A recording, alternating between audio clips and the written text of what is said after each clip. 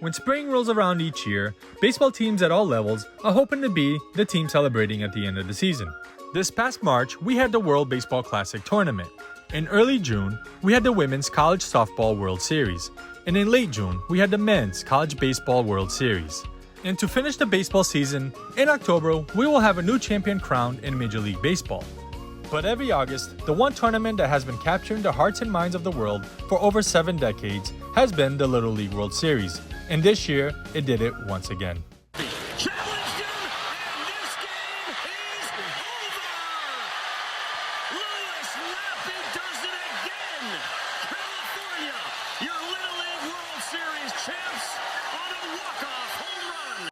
Watching the team from El Segundo, California celebrate their tournament win with one of the most dramatic finishes of all time reminds me of what this tournament is all about.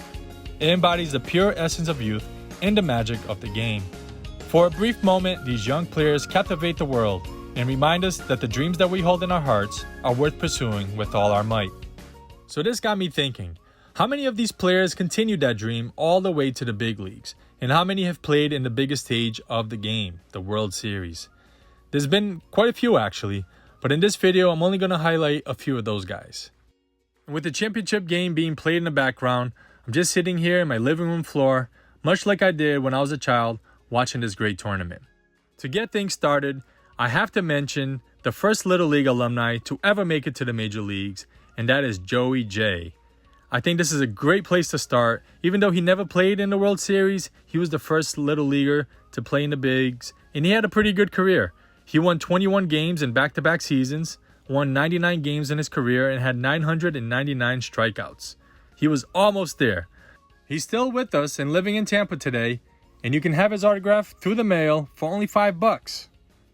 Now, the first player to ever play in the Little League World Series and the Major League World Series is Jim Barbieri.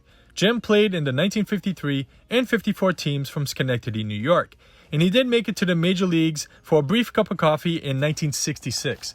In that 66 World Series against the Orioles, Jim did have one at-bat. He struck out against Mo Drabowsky, but he did become the first player to ever play in both the Little League and Major League World Series. What I like about this signed 67 Topps card is in the back it tells you about Jim's experience. There in the second line reads, he was a Little League star from Schenectady, New York, and had the honor of tossing out the first ball in the 1954 World Series between the Cleveland Indians and the New York Giants. Although he had a brief Major League career, Jim Barbieri's name is in the record books. If you've watched the movie The Perfect Game, you know it tells the incredible story of the team from Monterrey, Mexico's journey to winning the 1957 championship. Well, they won it again in 1958, and the star of that team was Hector Torres. Pitcher Hector Torres faces the last man with a score 10-1. And a strikeout. A 3-hitter for Hector. For the second year in a row, Little League champion. He played as an infielder on a few different teams over parts of 9 Major League seasons. And on the back of his 69 Topps rookie card, on the corner there, tells us that at age 12, Hector tossed a one-hitter to win the Little League World Series, which is better than what the clip says. The clip said he tossed a 3-hitter, but nevertheless, Hector Torres has this place in history. Now for one of the biggest legends in the tournament's history, we look to Lloyd McClendon, who played for the team out of Gary, Indiana in the 1971 World Series, a team that made it to the final game but lost against Taiwan. And Lloyd had a tournament to remember. Lloyd McClendon, pitch. Lloyd, come in here for just a second. You got 4 home runs and 4 times up. I understand that breaks all the records here. Yeah. They pitch to him, and there it goes. 5 home runs and 5 times at bat for Lloyd McClendon. He played in the majors for a few seasons, but is best remembered as a manager with the Pirates, the Mariners, and the Tigers. Next is Jason Varitek, who played for the 1984 team out of Altamont Springs, Florida, a team that went all the way to the finals but lost to South Korea. Jason Varitek, shortstop. Although he played shortstop in Little League, Jason Varitek, as seen here on his rookie card, developed into a great catcher. He's a rare player in that he played in the Little League, College, and Major League World Series. He is best known for leading the 2004 and 2007 Red Sox to the championship. The next player is probably the most successful Little Leaguer of all time, and that is Sean Burroughs. Sean played on the 1992 and 1993 Long Beach teams that went back-to-back as champions, becoming the first U.S. team to do so. Win over Panama today would mean a second straight World Series title, a feat never before accomplished by a U.S. team. Sean Burroughs was a superstar back then. He was living every kid's dream. He was on TV getting interviewed. His dad had played Major League Baseball. I mean, the kid had it all. And when I got this card, I thought I had something really special. I thought he would go on to become a legendary player, and he had the talent to do it, but unfortunately, things didn't go so well for Sean. Although he made it to the major leagues, he only played a few years, and he had some issues which derailed his career. And on the back of his 1999 Topps Traded rookie card, it talks about what type of player Sean Burroughs was expected to become. I like how they mention his Little League success there on the bottom, being on those 1992 and 1993 championship teams with Long Beach, California. Sean Burroughs, a Little League World Series legend. Now, and who likely will be the first Little League World Series alumnus to make baseball's Hall of Fame is Gary Sheffield.